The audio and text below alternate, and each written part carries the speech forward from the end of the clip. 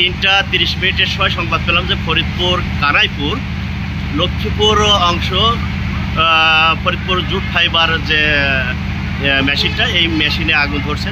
এই সংবাদ পাওয়ার সাথে সাথে ফায়ার সার্ভিস ফরিদপুর থেকে 2টি ইউনিট, আমি Nazrul Islam senior station officer নেতৃত্বে মুহূর্তের মধ্যে আমরা ঘটনাস্থলে পৌঁছে যাই এবং আসে দেখি যে ফ্যাক্টরির মধ্যে পুরা জুট মিলের মধ্যে যে সুতালিগুলোর ভিত্তিতে আগুন জ্বলছে।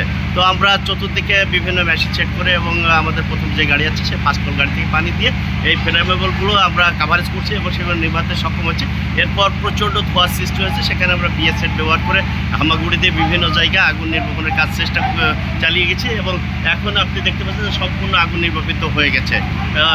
আমরা এখনও তারপরও এখানে অবস্থান করছি যে কোথাও কোনো প্রকারে আর কোনো আগুন আছে কিনা এবং সেগুলো আমাদের প্রয়োজন হবে কিনা। এরপর আমরা তথ্য নিয়ে মালিক পক্ষের সাথে কথা বলে আমরা ব্যাক করবো। কিসের থেকে লাগছে এখনও বলা যাচ্ছে না, এটা তদন্ত সাপেক্ষে বলা যাবে পরবর্তীতে।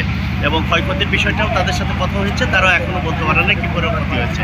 তো এটাও হয়তো তদন্ত সাপেক্ষে পরবর্তী